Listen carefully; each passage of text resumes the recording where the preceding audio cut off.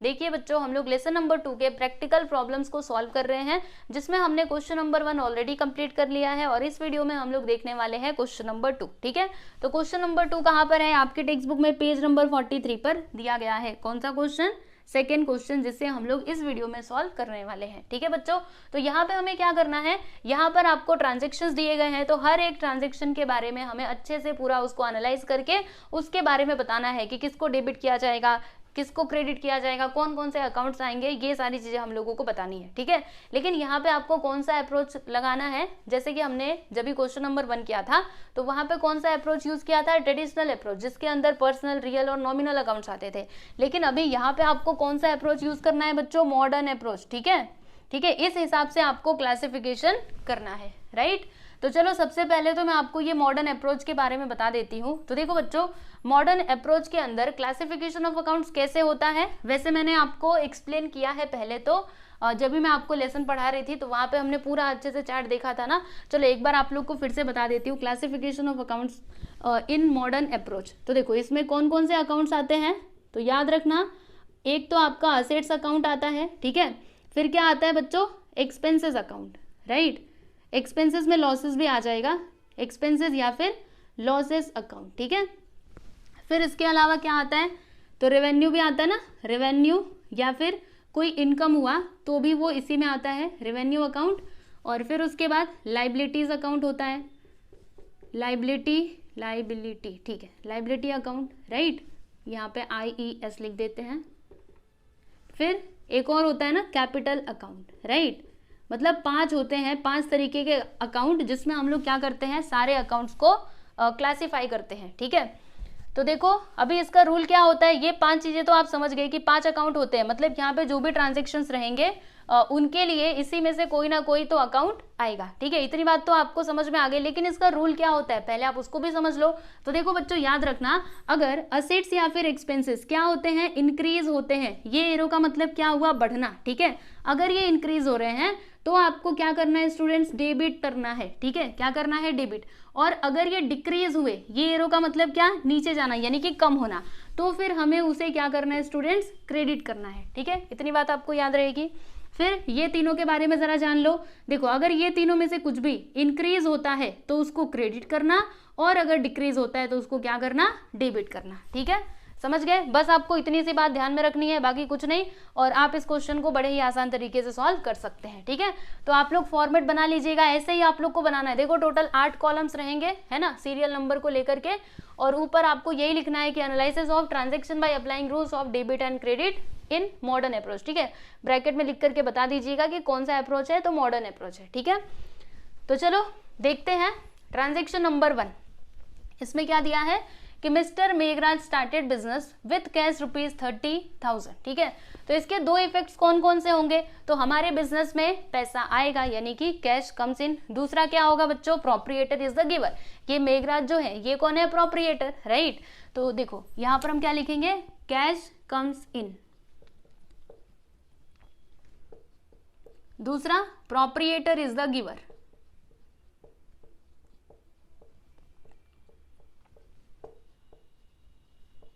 कौन कौन से अकाउंट्स आएंगे? तो वही यहां पर आ जाएगा बच्चों कैश अकाउंट, राइट। और यहां पे क्या आएगा? Capital account. देखो आप लोग को एक बात बताती हूँ, जब भी प्रोप्रिएटर बिजनेस में कोई ट्रांजेक्शन करता है, जैसे कि ट्रांजेक्शन करने का मतलब क्या है सुनिए, अगर प्रोप्रिएटर बिजनेस में पैसा लाता है या फिर पैसा निकालता है उसके खुद के यूज के लिए, ठीक है, तो वो सब किस पे आता है? कैपिटल अकाउंट के अंदर ही आता है। ठीक है, तो ये 30,000 रुपए कौन लेकर के आ रहा है? मालिक, यानी कि प्रोप्रिएटर। तो उसके लिए कौन सा अकाउंट आएगा? कैपिटल अकाउंट आएगा। ठीक है, तो यहाँ पे हम लिख देंगे बच्चों कैपिटल अकाउंट। नेक्स्ट आपको बताना है क्लासिफिकेशन ऑफ अकाउंट्स। तो बताइए ये जो कैश अकाउंट है ये इन 5 में से किस में आएगा? ठीक है, अभी उधर मत जाना, उधर नहीं, वो बात खत्म। ठीक है, अभी इसकी बात करेंगे, इन 5 में से किस में आएगा? तो सोचिए, कैश हमारे लिए क्या होता है? एक तरीके से अगर देखा जाए तो वो असेट होता है, राइट। तो किस में आ जाएगा? असेट्स अकाउंट में आ जाएगा। तो यहाँ पे हम लिख देते हैं असेट्स अकाउंट। ठीक, फिर ये कैपिटल किस में आएगा? सीधे सीधे दिख रहा है, ये कैपिटल, ये कैपिटल, कैपिटल अकाउंट लिख दो इधर। चलो अभी आपको रूल बताना है। तो मैंने आपको क्या बताया था? इन दोनों में से कुछ भी पड़ा तो उसको डेबिट करना, और इन तीनों में से कुछ भी बढ़ा तो क्रेडिट करना, और अगर कम हुआ तो डेबिट करना, ठीक है। तो यहाँ पे हम बात कर रहे हैं असेट्स की ना। तो देखो अगर हमारे बिजनेस में, आप सोचिए कि आप बिजनेस हो, ठीक है, तो अगर आपके बिजनेस में पैसा आ रहा है तो जो आपका असेट्स है वो इंक्रीज होगा ना, बढ़ेगा कि घटेगा? जो आपका कैश नाम का असेट है वो तो बढ़ेगा हमारे बिजनेस में, राइट। तो यहाँ पे क्या हो रहा है, इंक्रीज इन असेट्स। तो हम इधर क्या लिखेंगे बच्चों, इंक्रीज इन असेट्स। यहाँ पर बताइएगा क्या हो रहा है, तो जो हमारा कैपिटल है वो भी तो बढ़ रहा है ना। अगर हम कैपिटल ला रहे हैं मतलब हमारे बिजनेस में कैपिटल आ रहा है, यानी कैपिटल इंक्रीज हो रहा है, तो हम इधर क्या लिखेंगे, इंक्रीज इन कैपिटल, ठीक है। चलिए अब बताइए किसको डेबिट किसको क्रेडिट हम करेंगे। तो मैंने आपको क्या बताया था, अगर असेट्स इंक्रीज होता है तो उसको डेबिट करने का, यानी कि ये जो कैश अकाउंट है ना, इससे हम लोग करने वाले हैं डेबिट, और फिर क्रेडिट किसको किया जाएगा। तो देखो increase in capital, capital increase हुआ तो क्या करने का, क्रेडिट। तो यहां पर हम क्या लिखेंगे बच्चों, कैपिटल अकाउंट, ठीक है ना, सिंपल। बताओ, चलो आगे चलते हैं। यहाँ पे दूसरा देखिएगा क्या है, deposited cash into bank of India ₹2000, यानी कि हमने क्या किया, हमने ना बैंक ऑफ इंडिया में पैसा डिपॉजिट किया, ठीक है। तो यहाँ पे दो इफेक्ट्स कौन कौन से होंगे, तो ये जो बैंक ऑफ इंडिया है ये क्या हो जाएंगे, रिसीवर हो जाएंगे, राइट। तो ये इसका पहला इफेक्ट हो जाएगा कि bank of India is the receiver,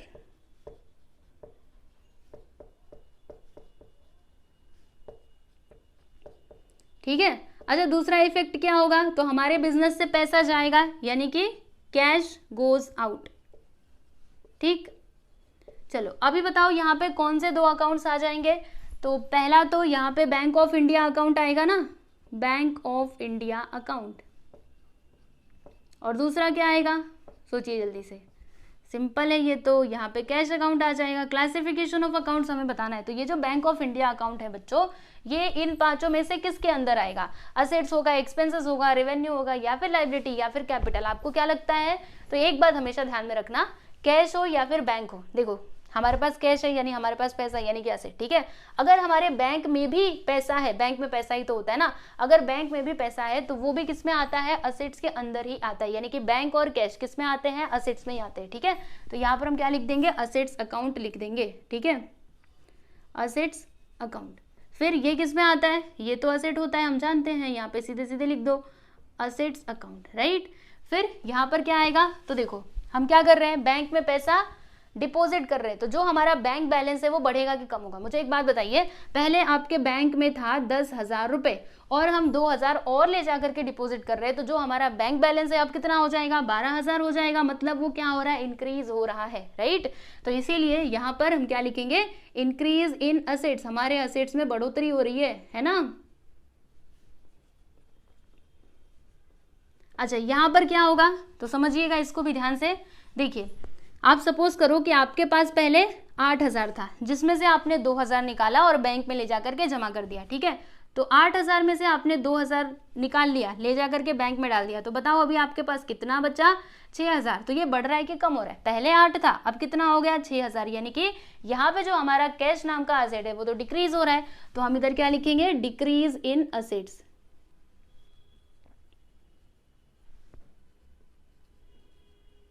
तो मैंने आपको इसके लिए रूल क्या बताया है, अच्छा रूल नहीं, किसको डेबिट किसको क्रेडिट करने का। तो देखो असेट जब भी इंक्रीज होता है तो उसको क्या करना होता है, डेबिट, यानी कि बैंक ऑफ इंडिया अकाउंट को हम यहाँ पे करने वाले हैं students debit, bank of India account, ठीक। और क्रेडिट क्या होगा, तो ये जो है कैश अकाउंट ये हो जाएगा क्रेडिट, तो हम इधर लिख देते हैं कैश अकाउंट, समझे कि नहीं।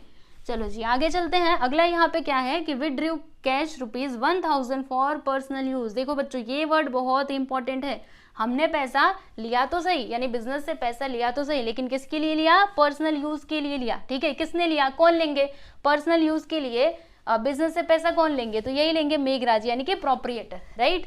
तो अभी इसके दो इफेक्ट्स कौन कौन से होंगे, तो पहला तो ये हो सकता है ना कि ये जो मेघराज है ये हो जाएंगे रिसीवर, राइट। देखो यहाँ पे ये पैसा बिजनेस के अंदर ला रहे थे तो ये क्या बने थे, गिवर, है ना।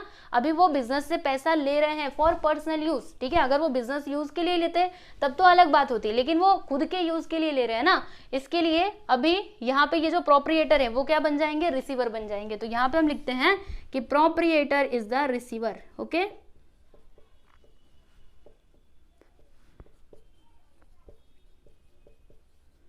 ठीक, और दूसरा इफेक्ट क्या होगा बच्चों, तो यहाँ पे दूसरा इफेक्ट ये हो जाएगा कि हमारे बिजनेस से पैसा जाएगा, बिजनेस से पैसा जाएगा ही ना, तो कैश गोज आउट। ठीक, अभी कौन कौन से अकाउंट्स आएंगे तो बताइए यहाँ पर कौन सा अकाउंट आएगा। तो देखो बच्चों, आप लोग को एक बात बताती हूँ, अगर हम बिजनेस में से, मतलब जो मालिक है, हम नहीं, जो भी प्रोप्रिएटर है, अगर वो बिजनेस में से पैसा लेते हैं फॉर पर्सनल यूज, तो वो हमेशा, मतलब उसके लिए हमेशा ना ड्रॉइंग अकाउंट लिखने का, क्या लिखने का, ड्रॉइंग अकाउंट। और वो किस में आता है, कैपिटल अकाउंट में आता है, क्योंकि अभी अभी मैंने आपको बताया था कि अगर प्रोप्रिएटर पैसा बिजनेस में ला रहा है या फिर ले रहा है फॉर पर्सनल यूज, तो वो सब किस में आता है, कैपिटल अकाउंट के अंदर ही आता है। तो यहाँ पर कौन सा अकाउंट आएगा बच्चों, ड्रॉइंग अकाउंट आएगा, ठीक है, ड्रॉइंग अकाउंट। फिर यहाँ पर कौन सा अकाउंट आएगा, ये तो सिंपल है, यहाँ पे आ जाएगा कैश अकाउंट, ठीक है। क्लासिफिकेशन ऑफ अकाउंट्स हमें बताना है, तो ये ड्रॉइंग अकाउंट किस में आता है, तो ये आता है कैपिटल अकाउंट में, बताया था ना मैंने आपको, कैपिटल अकाउंट, ठीक है। फिर उसके बाद ये जो है ये कहाँ पे आएगा, तो ये आ जाएगा आपका असेट्स अकाउंट में, कैश है ना, तो इसके लिए अभी रूल्स हमें बताना है। तो देखो बच्चों, यहाँ पे जो आपका कैपिटल है वो बढ़ रहा है कि कम हो रहा है, सोच करके बताइएगा। अगर बढ़ता है तो क्रेडिट करते हैं, कम होता है तो डेबिट करते हैं, ठीक है। तो आपका जो कैपिटल है वो इंक्रीज होगा या फिर डिक्रीज होगा, तो ध्यान से सुनो, मैं आपको बताने की कोशिश करती हूँ। देखो, जब भी मेघराज ने बिजनेस स्टार्ट किया था तभी वो कितना कैपिटल लेकर के आए थे बिजनेस के अंदर, 30,000 रुपये, ठीक है, 30,000। अभी इसमें से वो क्या कर रहे हैं, तो 1,000 ले रहे हैं फॉर पर्सनल यूज, ठीक है, पर्सनल यूज के लिए वो 1,000 रुपये निकाल रहे हैं। तो अभी इनका कैपिटल कितना बचेगा, 30,000 में से 1,000 को माइनस कर दो, 29,000, ठीक है। इतने, मतलब इतना पैसा ही, मतलब इतना ही कैपिटल बिजनेस के अंदर बचेगा इनका, राइट। तो यहाँ पे देखो, जो आपका कैपिटल है वो बढ़ रहा है कि कम हो रहा है, बताओ। पहले 30 था, लेकिन जब इन्होंने 1,000 रुपये विड्रॉ कर लिया तो ये तो कम हो गया, यानी कि डिक्रीज इन कैपिटल। तो यहाँ पर हम क्या लिखेंगे बच्चों, डिक्रीज इन कैपिटल।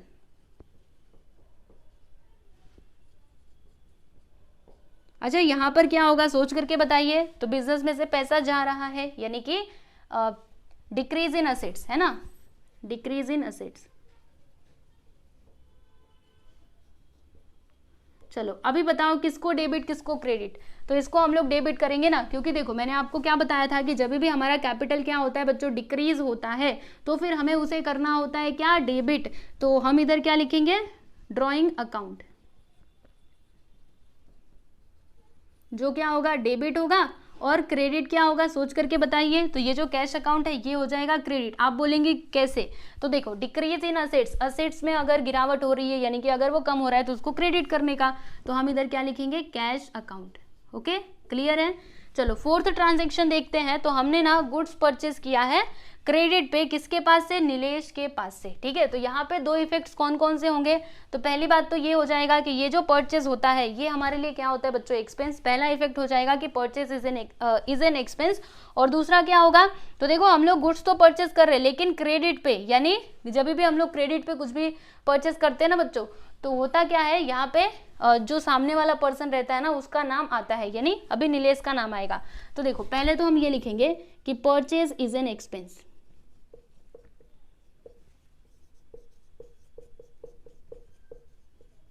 और दूसरा क्या होगा, नीलेश यहाँ पे क्या बन गए, गिवर बन गए, क्योंकि वो हमें सामान दे रहे हैं। तो हम यहाँ पे क्या लिखेंगे, नीलेश इज द गिवर।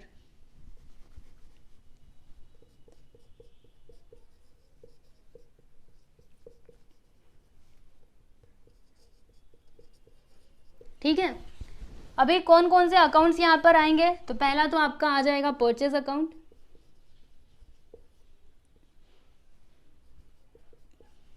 और दूसरा किसका अकाउंट आएगा, तो नीलेश का अकाउंट आएगा। तो यहाँ पे हम लिख देते हैं नीलेश अकाउंट। चलिए अभी आपको बताना है क्लासिफिकेशन ऑफ अकाउंट्स, तो सोचना पड़ेगा इसमें। देखो ये जो परचेज अकाउंट है ये किस में आएगा, ये असेट्स में आएगा, एक्सपेंसेस में आएगा, या फिर इसमें, या फिर इसमें, या फिर इसमें? सोचिए। तो परचेज क्या होता है हमारे लिए? एक्सपेंस होता है।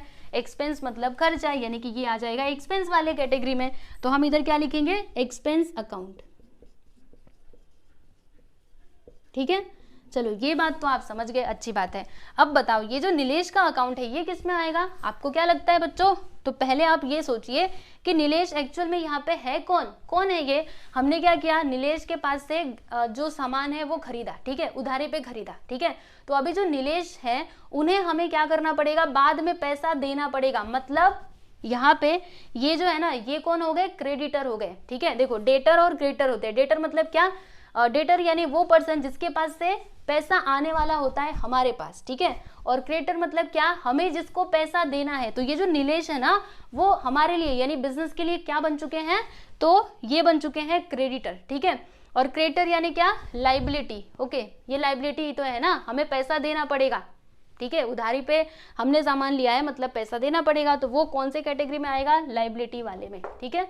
बात मेरी समझ में आई कि नहीं? तो चलो यहाँ पे लिख दूं मैं, पक्का समझे ना? लाइबिलिटी अकाउंट, ठीक है। फिर यहाँ पे देखो कौन कौन से रूल्स अप्लाई होंगे। तो देखो एक्सपेंसेस अकाउंट, तो यहाँ पे जो आपका एक्सपेंस है वो बढ़ रहा है कि कम हो रहा है? तो देखो अगर हम लोग सामान परचेस करेंगे तो जो हमारा एक्सपेंस है वो ऑब्वियस सी बात है वो तो बढ़ेगा ही ना, खर्चा बढ़ेगा। तो हम इधर क्या लिखेंगे? इंक्रीज इन एक्सपेंस, ठीक है। इंक्रीज इन एक्सपेंस, ठीक है। फिर यहाँ पर देखो जो हमारा लाइबिलिटी है वो बढ़ रहा है कि कम हो रहा है? सोच करके बताइए। तो लाइबिलिटी हमारा बढ़ रहा है ना। लाइबिलिटी यानी क्या होता है? कर्जा, ठीक है, हमें देना पड़ेगा वो पैसा। तो यहाँ पे जो हमारा लाइबिलिटी है वो इंक्रीज हो रहा है। तो क्या लिखेंगे? Increase in liability.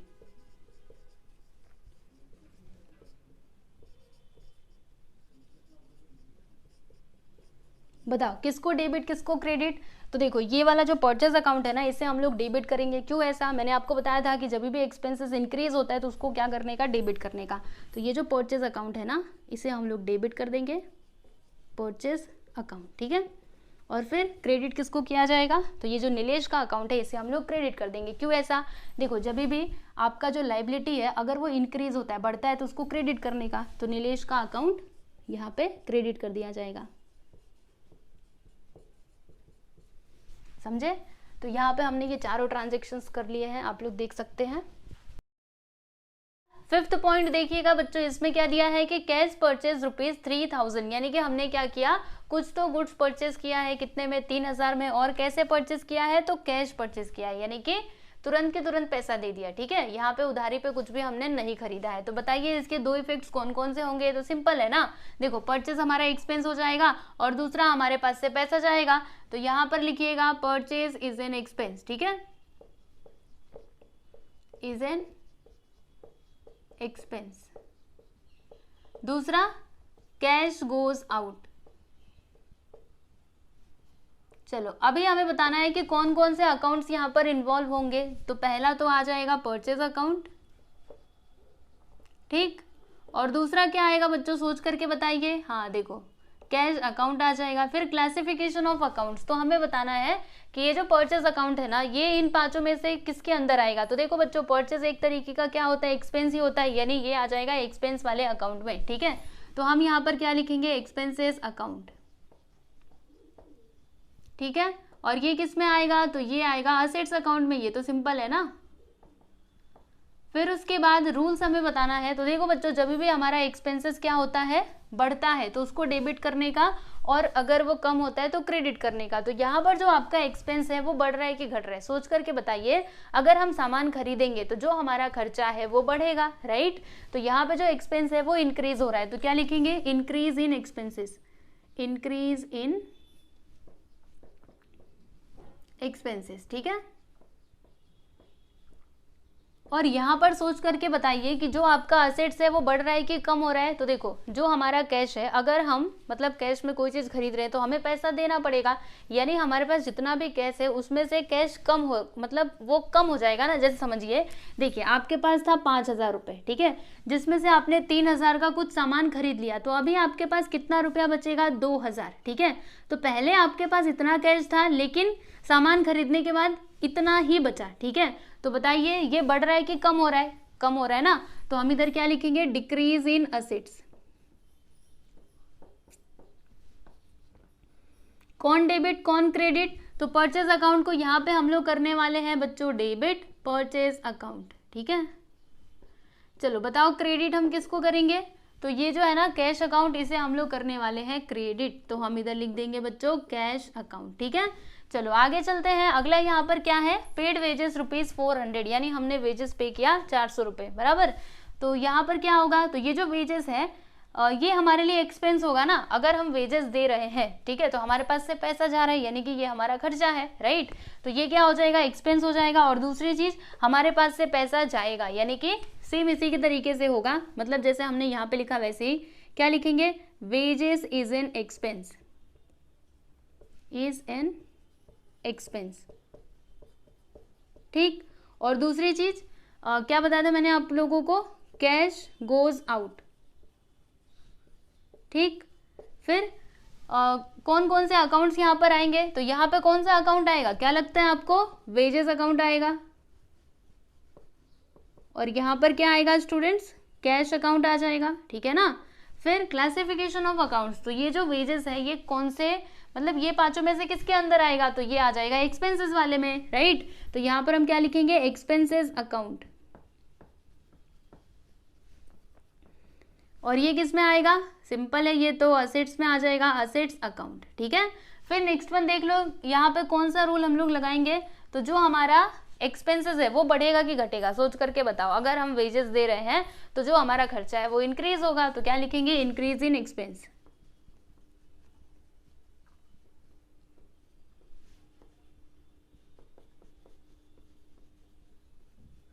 और यहाँ पर बताइए जो आपका कैश नाम का असेट है वो बढ़ेगा कि कम होगा? कैश आपके पास से जा रहा है, मतलब जो हमारा असेट है वो तो डिक्रीज हो जाएगा। तो हम इधर क्या लिखेंगे? Decrease in assets, decrease in assets. कौन डेबिट कौन क्रेडिट? सोच करके बताओ। तो देखो ये जो आपका वेजेस अकाउंट है ना, ये होने वाला है बच्चों डेबिट। क्यों डेबिट? है ना, आपके मन में ये सवाल तो आया ही होगा। तो मैंने क्या बताया था? अगर एक्सपेंसेस इंक्रीज होता है तो उसको डेबिट करो। तो यहाँ पे क्या हो रहा है? इंक्रीज इन एक्सपेंसेस, यानी मुझे क्या करना पड़ेगा? ये जो वेजेस अकाउंट है इसे मुझे डेबिट करना पड़ेगा। और हम क्रेडिट किसको करेंगे? तो जो हमारा कैश अकाउंट है ना बच्चों, उसको हम लोग क्रेडिट कर देंगे, ठीक है। चलो जी, अच्छी बात है, ये भी समझ गए। अब ये वाला जरा समझ लो। Purchase a chair for office use ₹3,200, यानी कि हमने चेयर खरीदा। चेयर किस में आएगा? फर्नीचर में आएगा, राइट, है ना। तो इसके दो एस्पेक्ट कौन कौन से होंगे? तो देखो पहला तो ये हो जाएगा, क्या हो जाएगा बच्चों कि हम क्या कर रहे हैं? फर्नीचर को खरीद रहे हैं, ठीक है। और दूसरा बात, हमारे पास से पैसा जाएगा, ठीक है। देखो यहाँ पे कैश या फिर क्रेडिट ऐसा कुछ नहीं दिया है ना, तो आप क्या अज्यूम करोगे कि हमने जो चेयर खरीदा है वो कैश में ही खरीदा है, ठीक है। मैंने आपको क्या बताया था कि अगर ऐसा क्वेश्चन दिया है और उसके साथ किसी का नाम दिया है, किसी भी पर्सन का अगर नाम दिया है, तो आप समझिए कि हमने वो क्रेडिट पे खरीदा। लेकिन इस तरीके से दिया है और किसी का नाम नहीं दिया, तो फिर वहां पे क्या अज्यूम करने का कि हमने तुरंत के तुरंत पैसा दे करके सामान खरीदा है, ठीक है। तो देखो पहला एस्पेक्ट क्या हो जाएगा?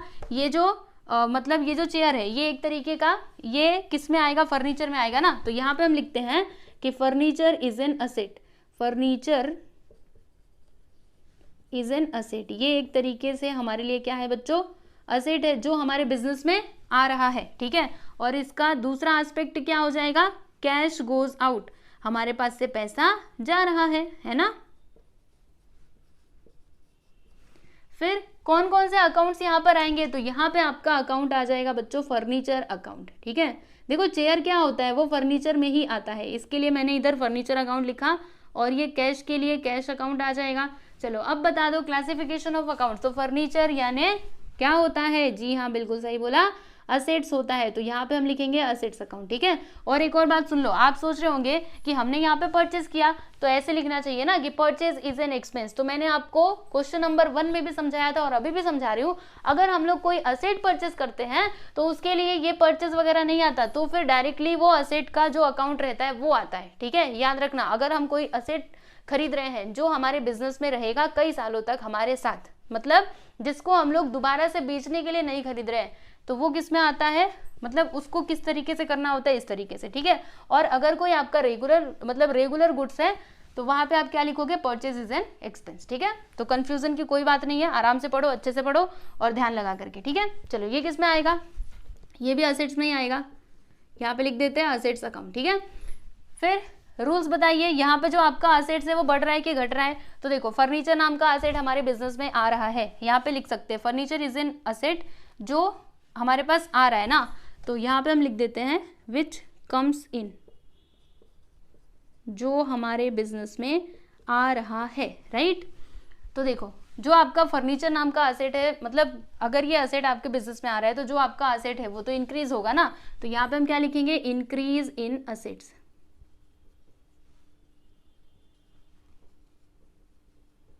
और आपके पास से पैसा जा रहा है मतलब पैसे में कमी आएगी, यानी कि डिक्रीज इन असेट्स।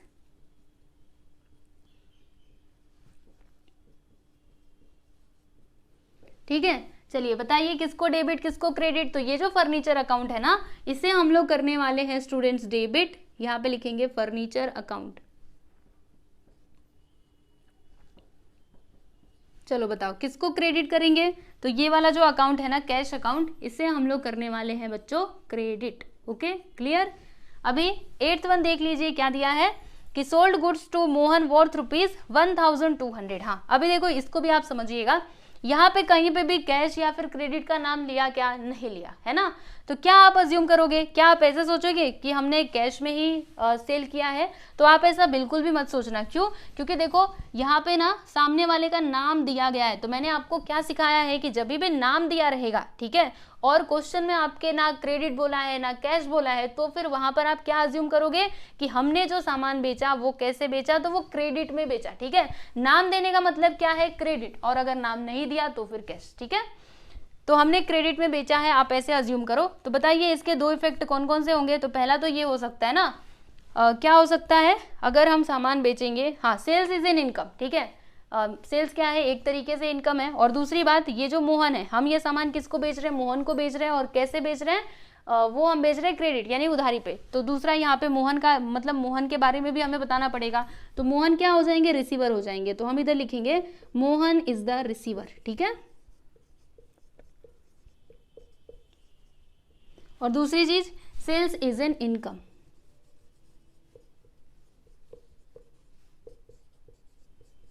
कौन कौन से अकाउंट्स यहाँ पर आएंगे, तो सोच करके बताइए।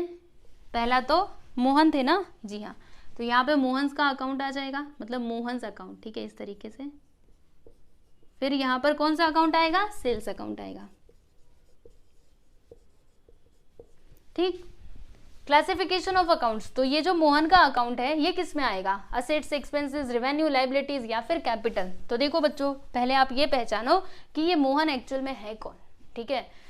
तो मोहन कौन है, जिनको हमने सामान बेचा उधारी पे, मतलब मोहन के पास से हमारे पास पैसा आने वाला है, बाद में आने वाला है, ठीक है। तो जिसके पास से पैसा मिलने वाला रहता है ना, वो किसमें, मतलब उसको हम लोग क्या कहते हैं, डेटर कहते हैं। देखो जिसे हम पैसा देने वाले हैं वो क्या होगा, क्रेडिटर, और जिसके पास से पैसा आने वाला है वो होगा डेटर, ठीक है। क्रेडिटर लाइबिलिटी के अंदर आता है और डेटर असेट के अंदर आता है, ठीक है। देखो आपको सामने वाले से, ये मोहन से पैसा मिलने वाला है, मतलब एक तरीके से आपका असेट ही होगा, यानी कि डेटर किस में आता है, असेट के अंदर आता है। तो इसीलिए हम लोग इधर क्या लिखेंगे बच्चों, असेट्स अकाउंट, ठीक है। ये किस में आएगा, तो देखो बच्चों सेल्स इज एन इनकम, तो ये आपका इनकम है ना, तो इनकम मतलब ये रेवेन्यू के अंदर आ जाएगा, रेवेन्यू अकाउंट में, ठीक है। रेवेन्यू मतलब क्या होता है, इनकम ही होता है, ठीक है। तो यहाँ पे हम लिख देंगे रेवेन्यू अकाउंट। देखो बच्चों आप लोग की प्रैक्टिस नहीं है ना, इसीलिए आपको थोड़ा सा मतलब समझने में परेशानी हो रही होगी, लेकिन अगर आप लोग अच्छे से प्रैक्टिस करोगे, सारे जो क्लासिफिकेशन ऑफ अकाउंट्स वगैरह है, अगर वो चीज़ों को अच्छे से समझ लोगे ना, तो फिर आपको परेशानी नहीं होगी, ठीक है। तो अभी आपके लिए ये सब कुछ नया नया है ना, तो इसीलिए थोड़ा समझने में प्रॉब्लम होगी, पर कोई नहीं, समझ जाओगे, ठीक है। चलो यहाँ पे लिखते हैं रेवेन्यू अकाउंट्स। फिर रूल्स अप्लाइड, तो बताइए यहाँ पे जो आपका असेट्स है वो बढ़ रहा है कि कम हो रहा है? तो बढ़ रहा है ना, असेट जो है वो हमारा बढ़ रहा है, ठीक है। कैसे बढ़ रहा है? आप बोलेंगे कैसे बढ़ रहा है, तो देखो मोहन के पास से हमारे पास, देखो अभी जब तक हमने उसको सामान नहीं बेचा था तब तक ये जो हमारा असेट था, मतलब ये जो मोहन नाम का, एक तरीके से ये डेटर यानी कि हमारा असेट है, ठीक है। तो जब तक हमने इसको सामान नहीं बेचा था तब तक ये हमारा डेटर बना था क्या? नहीं ना। जब हमने उसको सामान बेचा तो ये हमारा डेटर बन गया, यानी कि जो हमारा असेट है वो तो इंक्रीज हो रहा है। तो हम इधर क्या लिखेंगे? इंक्रीज इन असेट्स, ठीक है, इंक्रीज इन असेट्स, राइट। फिर यहाँ पर समझिएगा सेल्स क्या होता है? इनकम होता है। तो यहाँ पे जो आपका रेवेन्यू है वो बढ़ रहा है कि कम हो रहा है? तो अगर हम सामान बेचेंगे तो जो हमारा रेवेन्यू है वो तो इंक्रीज होगा। तो हम इधर क्या लिखेंगे? इंक्रीज इन रेवेन्यू, ठीक है।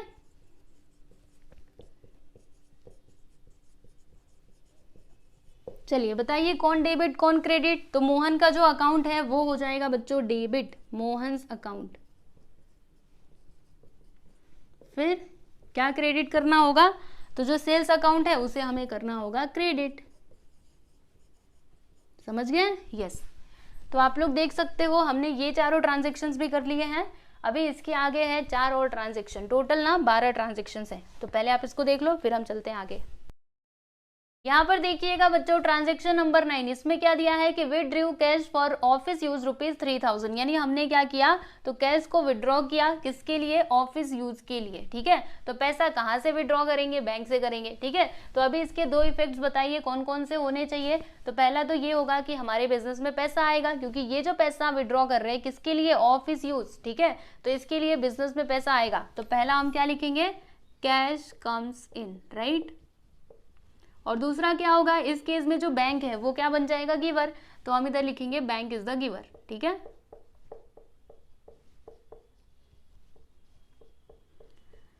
अब बताओ कौन कौन से अकाउंट्स यहाँ पर आएंगे? तो यहाँ पर तो आपका आ जाएगा कैश अकाउंट, राइट, और यहाँ पे आ जाएगा बैंक अकाउंट, बैंक अकाउंट, ठीक है। फिर उसके बाद क्लासिफिकेशन ऑफ अकाउंट्स हमें बताना है। तो देखो कैश और बैंक दोनों किस में आते हैं? मैंने बताया था ना असेट्स में आते हैं। तो यहाँ पे हम क्या लिखेंगे? Assets account. इधर भी वही लिखेंगे, असेट्स अकाउंट। रूल्स बताइएगा। तो यहाँ पे जो आपका कैश है वो बढ़ेगा कि कम होगा?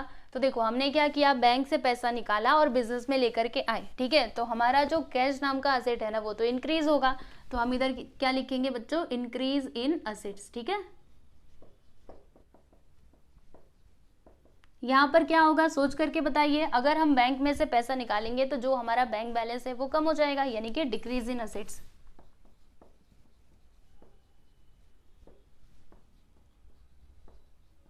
क्या डेबिट और क्या क्रेडिट? तो देखो ध्यान से, ये जो कैश अकाउंट है ना इसे हम लोग करेंगे बच्चों डेबिट, और क्रेडिट किसको करेंगे? तो ये जो बैंक अकाउंट है ना इसे हम लोग करने वाले हैं क्रेडिट, ठीक है। चलो जी आगे चलते हैं। Sold old furniture ₹9000। तो देखो हमने क्या किया? पुराना जो फर्नीचर था ना उसको बेचा 9000 रुपए में, ठीक है। अभी इधर ध्यान से देखो, किसी पर्सन का नाम दिया है? नहीं दिया है। कैश या फिर क्रेडिट कुछ लिखा है? नहीं लिखा है। तो यहाँ पे आप ऐसे कंसिडर करोगे कि हमने ये जो ओल्ड फर्नीचर बेचा ना वो हमने ऐसे कैश में ही बेचा है, ठीक है। तो इसके 2 इफेक्ट्स कौन कौन से होंगे? पहला तो ये हो जाएगा कि हमारे बिजनेस में पैसा आएगा, राइट। हम क्या लिखेंगे? Cash comes in, right. और दूसरा इफेक्ट क्या होगा बच्चों? सोच करके बताइएगा।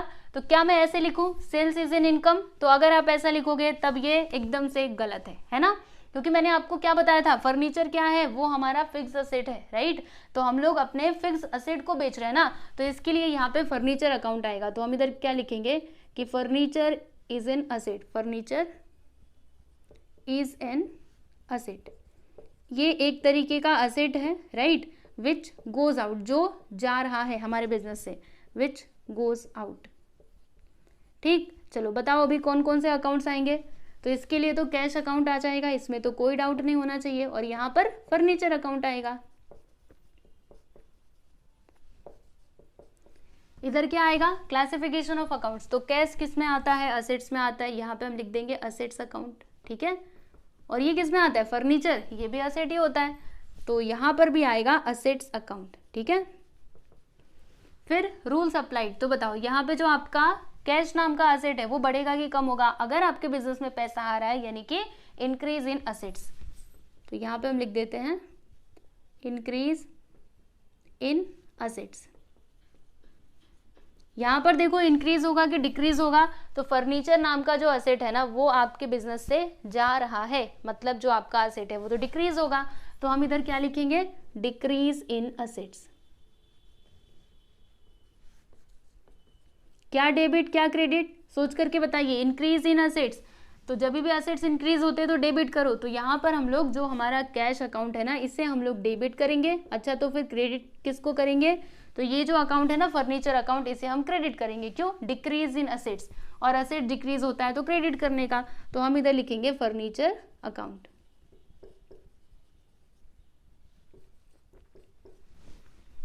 ट्रांजैक्शन नंबर 11 देखिएगा, रिसीव डिविडेंड ऑफ ₹1000, हमने डिविडेंड रिसीव किया, ठीक है। अच्छा, डिविडेंड क्या होता है, तो डिविडेंड एक तरीके का इनकम ही होता है बच्चों। जैसे कि अगर हम लोग किसी कंपनी का शेयर परचेस करते हैं, ठीक है, तो उसके बदले में जो कंपनी होती है ना वो हमको कुछ, जैसे हमको बैंक से इंटरेस्ट मिलता है ना, उसी तरीके से हमको शेयर के बदले में डिविडेंड मिलता है, ठीक है। तो उसी की बात की जा रही है। तो डिविडेंड हमारे लिए क्या है, इनकम है, और हमारे बिजनेस में पैसा आएगा, राइट। तो देखो पहला तो ये हो जाएगा cash comes in and dividend is an income।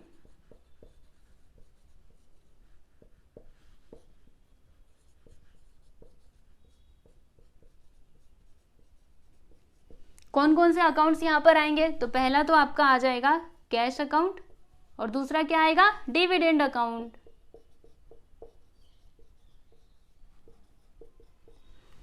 Classification of account, तो ये किस में आएगा बच्चों, असेट्स अकाउंट में आ जाएगा। तो यहाँ पे हम लिख देते हैं असेट्स अकाउंट, ठीक है। फिर ये जो डिविडेंड है ना ये किस में आएगा, आपको क्या लगता है, तो देखो बच्चों ये आएगा इसमें रेवेन्यू। रेवेन्यू यानी एक तरीके से इनकम ही होता है, ठीक है। तो इसको किसके अंदर हम लेकर के आएंगे, रेवेन्यू के अंदर ही हम इसको कंसिडर करेंगे। तो क्या लिखेंगे, रेवेन्यू अकाउंट। हमने देखा था ना रेवेन्यू या फिर किसी तरीके का अगर हमको इनकम हुआ तो वो सब इसी में आता है। फिर रूल्स बताइएगा, तो जो आपका असेट्स है वो बढ़ेगा कि घटेगा, यानी जो आपका कैश है, अगर आपके पास कैश आ रहा है तो आपका जो कैश है वो बढ़ेगा, मतलब इंक्रीज इन असेट्स। तो हम इधर क्या लिखेंगे स्टूडेंट्स, इंक्रीज इन असेट्स, ठीक है।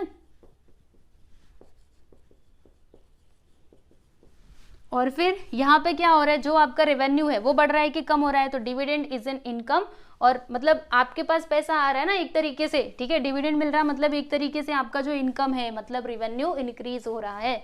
तो हम इधर क्या लिखेंगे, इंक्रीज इन रेवेन्यू, ठीक है। इनकम भी लिख सकते हो, यहाँ पे रेवेन्यू लिख सकते हो, या फिर आप स्लैश करके ऐसे इनकम भी लिख दो, चलेगा, कोई बात नहीं, ठीक है। बताओ क्या डेबिट क्या क्रेडिट, तो कैश अकाउंट को हम लोग करने वाले हैं स्टूडेंट्स डेबिट, और क्रेडिट किसको, तो ये जो है ना डिविडेंड अकाउंट, इसे हम लोग क्रेडिट करेंगे। क्यों, देखो मैंने क्या बताया था, डिविडेंड किस में आया, रेवेन्यू में, और रेवेन्यू जब भी इंक्रीज होता है तो क्रेडिट करो। यहाँ पे रेवेन्यू इंक्रीज हो रहा है ना, इसके लिए उसे क्रेडिट करेंगे, मतलब डिविडेंड अकाउंट को हम क्रेडिट कर देंगे, ठीक। चलिए आगे चलते हैं, यहाँ पे क्या लिखा है देखिएगा, paid for printing bill book ₹200। देखो हमने क्या किया, जो प्रिंटिंग बिल बुक है ना बच्चों, ये ₹200 हमने पे किया, ओके। तो जब हम ऐसा करेंगे तो क्या क्या होगा, तो ये जो प्रिंटिंग बिल बुक है ना बच्चों, ये हमारे लिए एक्सपेंस हो जाएगा, खर्चा होगा। तो पहला इफेक्ट तो ये है, और दूसरा हमारे पास से पैसा जाएगा। तो देखो हम इधर क्या लिखेंगे कि printing okay bill book is an expense,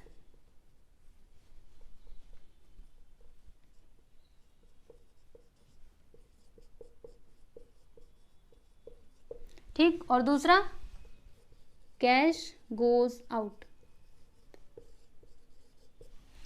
चलो अकाउंट्स बताइए, तो यहाँ पे कौन सा अकाउंट आएगा, आपको क्या लगता है बच्चों, तो यहाँ पे आ जाएगा printing bill account, okay.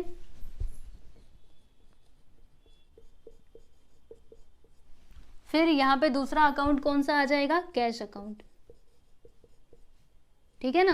Classification of accounts, तो देखो बच्चों ये एक तरीके का एक्सपेंस है, यानी कि इसमें आ जाएगा ना एक्सपेंसेस अकाउंट में, तो यहाँ पे हम लिखते हैं एक्सपेंसेस अकाउंट।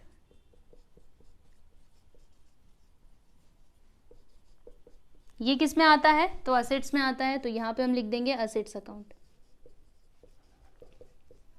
ठीक है, फिर उसके बाद रूल्स हमें बताना है। तो देखो बच्चों, यहाँ पे जो आपका एक्सपेंसेस है वो इंक्रीज हो रहा है ना, अगर हम लोग प्रिंटिंग बिल मतलब भर रहे हैं तो यहाँ पे जो हमारा खर्चा है वो बढ़ रहा है, तो क्या लिखेंगे, इंक्रीज इन एक्सपेंसेस।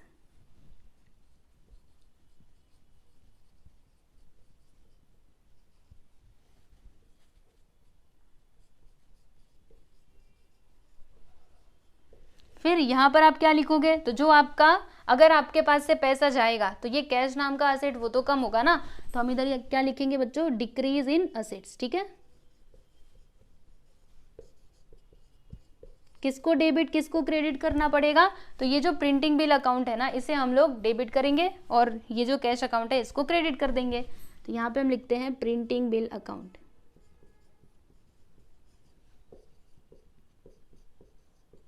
ठीक, फिर क्रेडिट किसको करेंगे, ये देखो मिट गया, जो कैश अकाउंट है ना उसको हम लोग क्रेडिट कर देंगे। ठीक है ना, तो फाइनली आपका मतलब क्वेश्चन नंबर 2 में जितने भी ट्रांजेक्शन्स दिए गए थे सबके सब हमने कर लिए हैं। टोटल 12 ट्रांजेक्शन थे, सारे के सारे हमने अच्छे से पूरा देख लिया कैसे करना है क्या करना है, तो आप लोग प्रैक्टिस करो। ठीक है, अभी नेक्स्ट वीडियो में हम लोग सॉल्व करेंगे क्वेश्चन नंबर 3। ओके बच्चों, तो ये वीडियो आपको कैसा लगा आप कमेंट करके ज़रूर बताइएगा, और टेलीग्राम चैनल को आप लोग ज़रूर ज्वाइन कर लीजिए, और अगर आप लोगों ने इंस्टाग्राम पे फॉलो नहीं किया है तो वो भी आप लोग कर सकते हैं। ठीक है, चलो चलते हैं, गुड बाय एवरीवन।